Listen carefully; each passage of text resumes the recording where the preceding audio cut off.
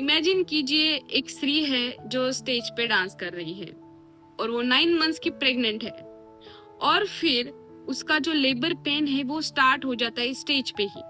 फिर वो क्या करेगी?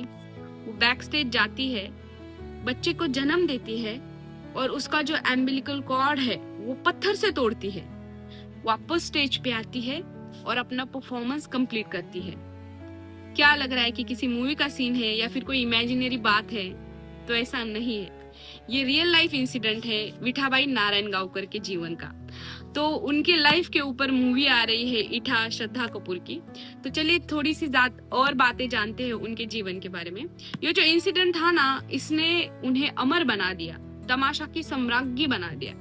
अब तमाशा क्या है? तमाशा जो है महाराष्ट्र की एक लोक कला है, बहुत फेमस है। हर मूवी में एक ना एक सॉन्ग होता है लावनी का। लावनी के बारे में हम सब जानते हैं। और वो लावनी कला सादर करने वाले जो लोग होते हैं वो होते हैं ये तमाशा कलाकार। तो उस जमाने में मतलब जब 1935 या फिर 1950 के आसपास का जो जमाना था, जब उनका जन्म हुआ था, तो उतनी इज्जत उन्हें नहीं मिलती थी तमाशा के लोगों को। मतलब कई बार तो रात भर डांस करने के बाद सुबह कुछ बासी खाना ही उन्हें मिलता था। और बात जब होती है ना, मतलब पेट भरने की, तो इंसान कुछ भी करता है। मगर यहाँ पे सिर्फ बात पेट भरने की नहीं थी, क्योंकि अपनी कला के प्रति वो इतनी ज्यादा समर्पित थी कि उन्होंने अपनी जान के बारे में भी नहीं सोचा। और जब उनका अंतिम संस्कार करना था, जब वो इस दुनिया से चली गई, तो उनके अंतिम संस्कार के लिए भी उनके परिवार के पास पर्याप्त पैसे नहीं थे। लोगों ने चंदा जमा किया और उनका अंतिम संस्कार किया। तो कलाकार का जीवन जो होता है, लोक कलाकार स्पेशली, बहुत हार्ड होता है, बहुत ज्यादा। आज तो छोड़ो, जमाना बदल गया है, लेकिन उस जमाने में आप सोचिए कितना स्ट्रगल किया होगा एक 13 साल की लड़की ने, जिसने अपने पैरों में घुंघरू बांधे।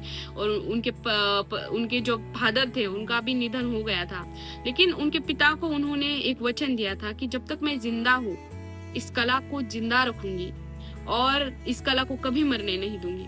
और उसके बाद उन्होंने पूरे महाराष्ट्र में तमाशे किए, मतलब वो तमाशा ही बोलते हैं, उनके जो शोज होते हैं उनको तमाशा ही बोलते हैं। तो पूरे महाराष्ट्र भर किया, जीवन भर इस कला को इतनी समर्पित थी। और इसलिए महाराष्ट्र सरकार उनके नाम से जीवन गौरव लाइफ टाइम अचीवमेंट अवार्ड भी देती है। उन्हें राष्ट्रपति ने भी सम्मानित किया गया है। बट वो कहते हैं ना कि कलाकार कितना भी महान क्यों ना हो, उसके जीवन का अंत कैसा होता है कोई कह नहीं सकता है। सो ये थी इठा की स्टोरी।